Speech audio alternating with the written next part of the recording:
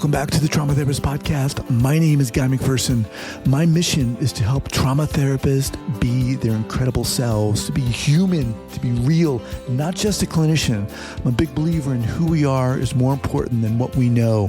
And this requires cultivating authenticity, genuineness, and vulnerability, and that requires intention. You can learn more about my courses and workshops by going to thetraumatherapistproject.com. That's thetraumatherapistproject.com. Let's get started. So here we go. So 5, 4, 3, 2, and 1.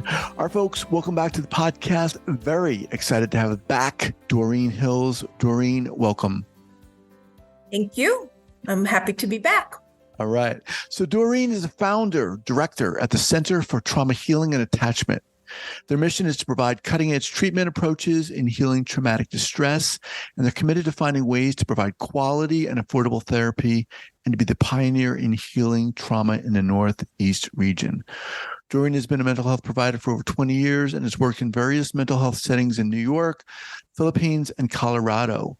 Her background includes intense and immersed experiences working with poverty-stricken fishermen in the Philippines, orphans that were severely neglected and abandoned, as well as Muslims in Manila. These experiences gave her immense insight to trauma resiliency and healing. She's conducted and facilitated trainings, workshops, and presentations in Morgan County and neighboring Northeast counties in Colorado on topics such as attachment, trauma, and neuroscience. Doreen, welcome back. Here. So before we get going here, and for those listeners who maybe haven't listened to the previous times you were on the podcast, give us a brief overview of how you got into this field in the first place.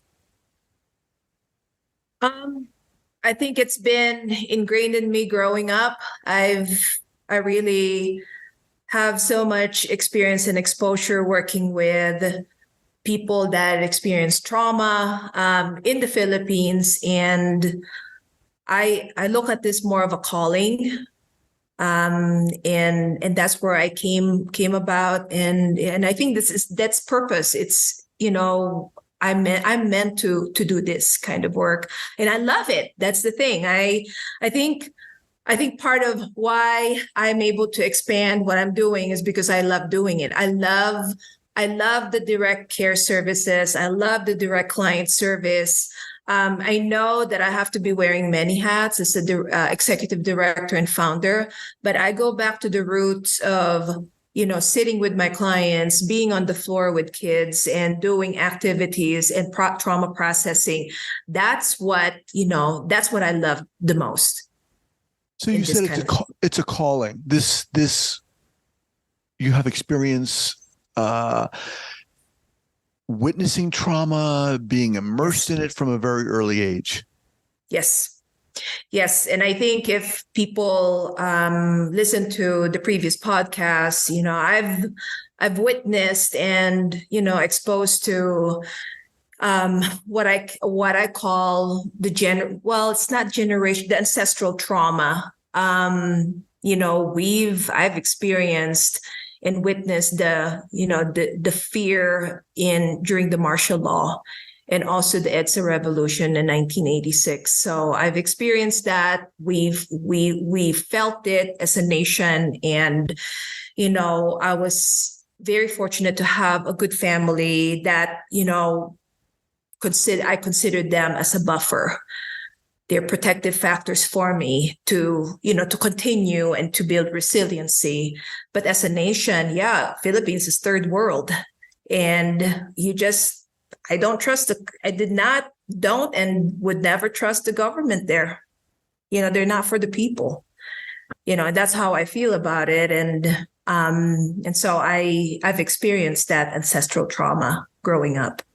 One of the things that inspires me about you and talking to you is, you've taken this experience and, like you said, it's kind of blossomed as this calling, but it doesn't stop there for you. I mean, you founded this whole organization. You're so, it's like you have all this energy to I mean, it is, right? It's like this almost a need. You're on a mission. Yes. And I think I am persistent. One of the trainers that did the training with me yesterday on Complex Trauma 101, he shared, I am persistent. And I think I am, because I do believe that it does not stop, okay, I'm settled here. No, I think as a human being, I think we are capable. We have the gift of actually expanding what gifts we have as an individual. It does not end, as just being a clinician. I wanted to do more because I do believe, again, looking at it in brain science, we are capable of doing more than what we are thinking we are at right now. Mm-hmm. No one can limit us. The only one that limits us is us. And so I still am, every time there's always something in my brain, just things that we can do to expand the trauma center, things that we can do to help the people we're serving, and also the staff, under my care. So today you had mentioned you'd like to talk about kind of protecting therapists, and talk more about what does that mean? What are we talking about here? Yeah, I don't think I've ever shared this with you and, the other previous podcasts, but for 4 years, I think between 4 to 5 years, and I ended my term during COVID. I served as the vice chair at it's called DORA, Department of Regulatory Agency. That's the licensure board for LPC in Colorado. I served as a vice chair there for 4 years. And it is I've learned so much. I've learned so much from that experience. The purpose of the board is to make sure that we hold, that all clinicians in Colorado follow the statutes. The mental health law, and also following the code of ethics of ACA. And, some of them has something to do with educating licensed clinicians, provisional clinicians on, what they need to do, the updates, the continuing ed. But the biggest piece that we've done there is, unfortunately, sanctioning, clinicians that violate the mental health statutes and the ethics. And that in itself is very draining for me, because here you are, we have clinicians that, when they violate something, that can be marked in their license. And it's something that we don't want to see happening, but it happens. So what are we talking about specifically? What kind of violations? Oh, so when I was with DORA, the Department of Regulatory Agency, the three biggest things that we run into, first is the substandard level of care. And that means poor documentation, very poor documentation. Not knowing, let's say in divorce cases or child custody cases, not paying attention to who needs to sign and co-sign forms for children. People can get dinged there, and it can be, considered a substandard level of care. Not getting their continuing eds, poor boundaries. And then it goes into much deeper, which would be sexual relationship with their clients. So aside from the sexual relationship with the client, how is this brought to your attention? For example, if someone is not assigning documents properly, or even if boundaries are broken, how would your agency learn about these issues? So we get the complaints because DORA has a public website. We get complaints from, it can be another clinician, or an agency, or other agencies agencies referring to this clinician, let's say the ones that they're gonna complain about, and even parents and families. Sometimes it's from attorneys.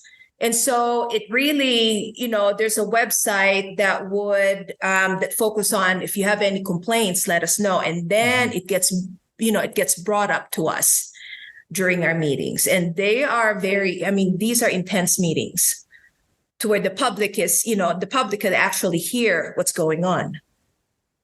The complaints they're intense in what way? How so? We bring, with, the identity of the person, all the identities are highly confidential, but the cases, we bring up the cases. And sometimes, we put it on executive session, or we can actually let the person know or let the public know that this is what's going to happen. So there are, depending on how severe the cases are, it can go to executive meeting, or we can let the public know that this is the violation and this is this is the sanctions. And once you have the sanction in your license, it's difficult.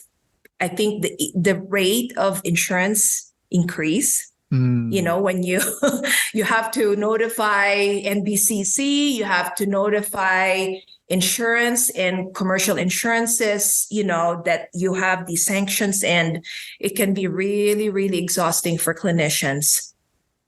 Now, are there certain violations that some clinicians aren't even aware they're making or have made?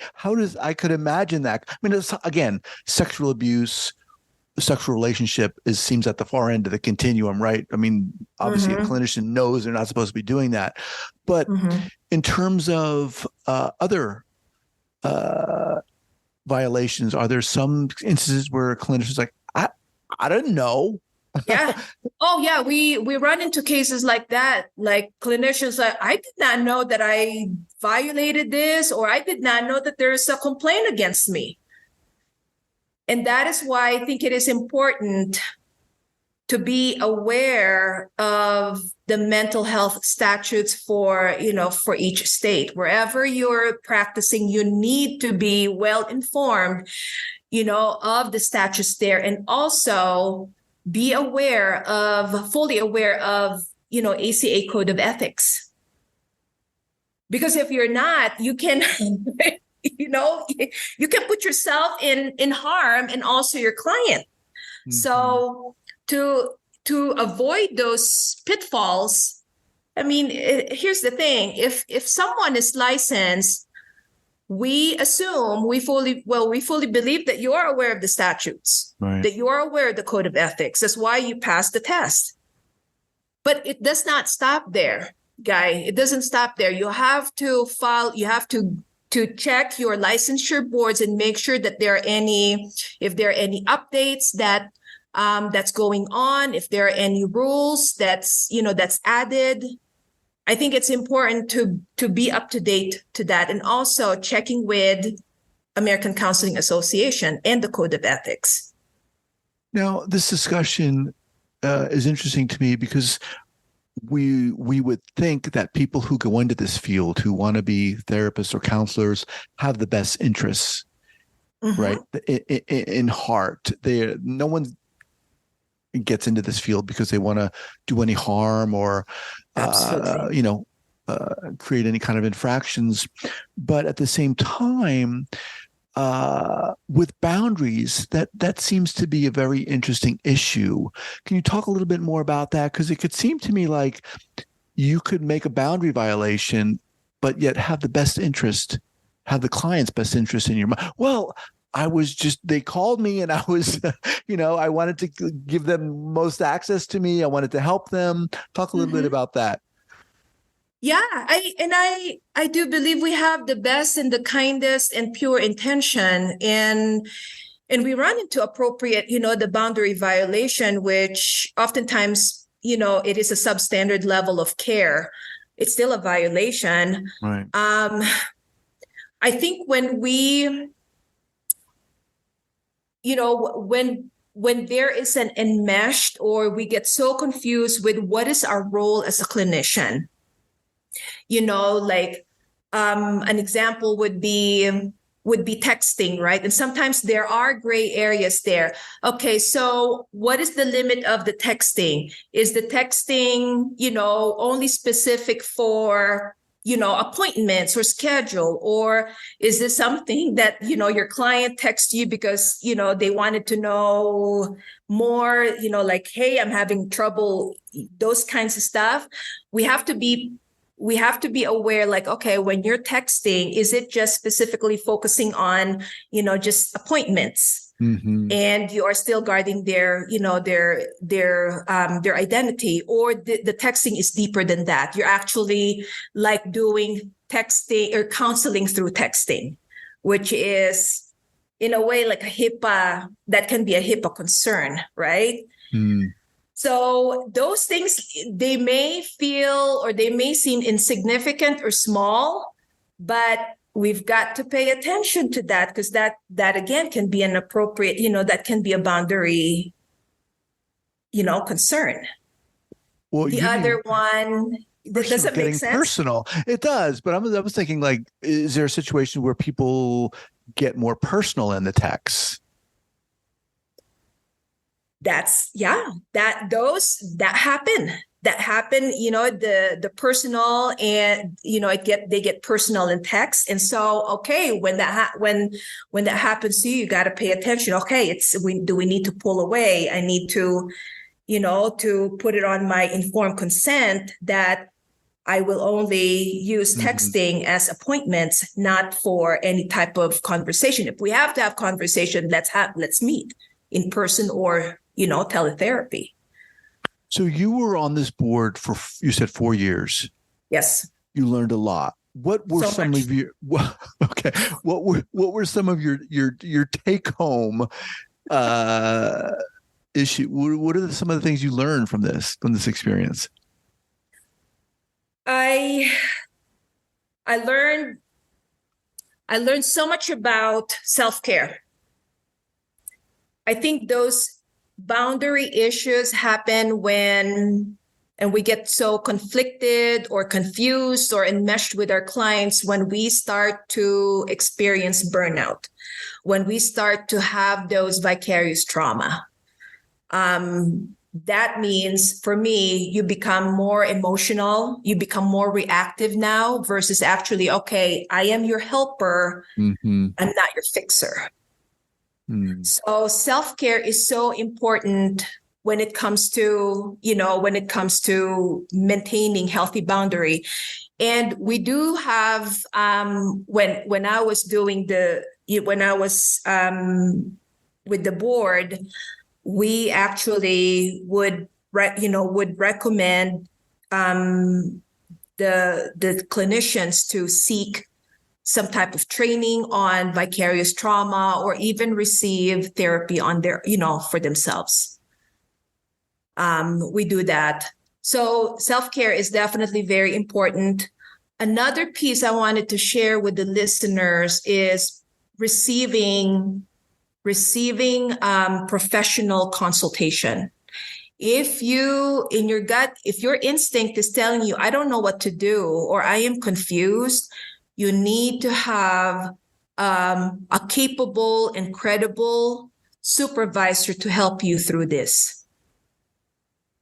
Very, very important. So this is interesting. So if I'm hearing you correctly, you're saying that some of these violations result from lack of self-care. Yes. Interesting. All right. Let me just pause here for a moment. I want to thank our sponsors. We're talking with Doreen Hills, founder director at the Center for Healing, Trauma, and Attachment. We'll be right back. Okay. So vicarious trauma. So people therapists are going through or experiencing vicarious trauma. They might not even realize it, and yet they start to make these infractions.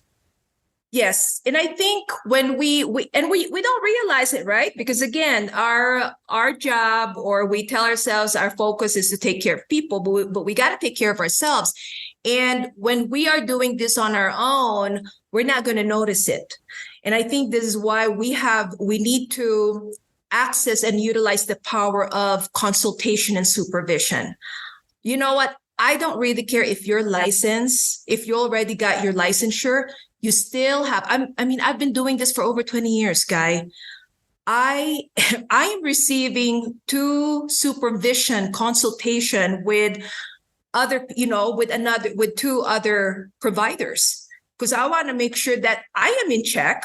I'm emotionally and mentally in check, and I'm making sound and wise decision when I'm working with the clients we serve. I have 2 supervisors. And I already got my license in New York and Colorado. Right. So it seems like you're saying it can be very easy for clinicians to feel I'm licensed, I'm knowledgeable, I've got experience, and yet forget the importance of having those other set of eyes. Yes. Yeah, that's a really good point. We've got to have, and it doesn't have to be weekly. You can check in maybe once a month with your supervisor or consultant. The other piece of consultation or supervision is receiving legal consult. At the trauma center, and what I mean by that is at the trauma center, we actually have, and I think it's a very good investment for clinicians. I have a malpractice attorney that actually check with us. And if I have any questions regarding a case that may put us in hot water or at risk, we check with an attorney and make sure, can you check, our consents and make sure it's up to date? Can you check if this is following the mental health statute of the Colorado, the Colorado rule? So we check with that. So I do have, again, 2 consultants that's so important for clinician. One is someone who works for the mental health consultation, and also legal consultant. Super, super important. What would such a case, when would you need a consultant, a legal consult? A legal consult? Yeah. I would, just checking your documentations. Yearly, once a year, I connect with our legal consult, and I check with him. Hey, can you make sure that all our informed consents, our disclosure statements, all that stuff follows the Colorado rule? And then all the, let's say release of forms. And also if, sometimes the case of divorce or custody can be really, really sticky. And so prior to taking cases like that, it is important to have a legal consult.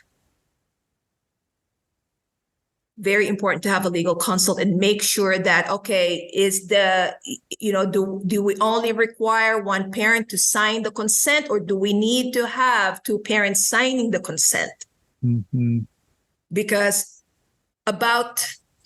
let's say about 35% of people that get that we have in the complaint section, in the complaint part of DORA, are people that are clinicians that did not get the right consents. So the other parent is upset that, okay, well, you're not including me in the therapy part of our, So maybe that particular parent didn't get certain monies that were allotted to them, and they were like, wait a minute. So they have a reason to complain. Interesting. Yes. Wow. So we got to be very careful before you open a case. Find out who is, do you need to have 2 parents signing the consent for treatment for a child? And so those kinds of stuff to where you feel like you're, okay, legally, I'm feeling, I'm not comfortable. Don't wait, seek a malpractice attorney that focus on working with, mental health. clinicians. Yeah. As a general rule, do you feel like a lot of clinicians don't really think about this stuff? No, they don't. They don't until it's too late, right? Until they Until need it's to. too late. Until until you get something in the mail from the licensure or the licensure department, making complaints, or you have a complaint letter, and then boom, okay, what did I do? And you sleep, you lost sleep, and then it can also be very traumatic for clinicians. So don't wait. Let's kind of bring this back. Again, we're speaking with Doreen Hills. She's the founder, director at the Center for Healing, Trauma, and Attachment. Now, as we talked about recently on our last couple of interviews, you guys offer trainings. Let's talk a little bit about the trainings that you offer for other therapists and clinicians and so forth. Yes. We've offered many, and I can still offer that, something related to self-care, vicarious trauma, burnout, and how to take care of yourselves. Sometimes we give that to our people, but to the people we serve, but we don't give it to us. And so we identify different strategies. And also, besides that type of training, we also provide complex trauma training, treatment strategies for, working with complex trauma individuals. And I think the more information you have as a clinician, the better you will develop sound treatment, treatment plans and treatment goals, which is part of ACA Code of Ethics. You have to be aware, you have to be fully knowledgeable and aware of, the right treatment, effective treatment strategies for your clients. Are you I'll give you an example. So let's say, you're working with a complex trauma individual and you have basic information about trauma. Are you operating beyond your scope of practice? Mm-hmm. Or you think that this person is, going to be helped by how much you know. Mm-hmm. So I think continuing ed is very important for all of us. And sometimes we have cases to where we recommend we recommend respondents to get more. You need to get continuing ed for this specific courses because you went above and beyond your scope of practice. And are these courses that you're offering, these are in person, online, both, or what? So yesterday, December 4th, we did the in-person. We also have online as well. It really depends on what the community needs, but we can offer online classes. Okay. And just remind our listeners, how can they learn more about what you're doing? How can they reach out to you? Yeah, so they can connect with us through our website. It's karainc.org. And if they have feedback or any questions, they can, there is that comment section there. And that's pretty much it. Okay. And Kata Inc. is that CHTA Inc.org. We'll have that linked up here at the show notes page at the traumatherapistpodcast.com. Doreen, so inspiring as always. I mean, you can feel, well, seriously, I mean, you can feel that this is what you do. This is a calling for you and you are on a mission. And it's inspiring. It's really inspiring. Well, thank you. It's really, not only for the people we serve, but also if I can be of help to clinicians, because I know you and I both know that they come to this work to help others. And if I can share some of my experience and knowledge from the regulatory agency, I want them to be protected too. Awesome. All right, Doreen, we'll be in touch. Thank you so much. Thank you. All right. Bye-bye.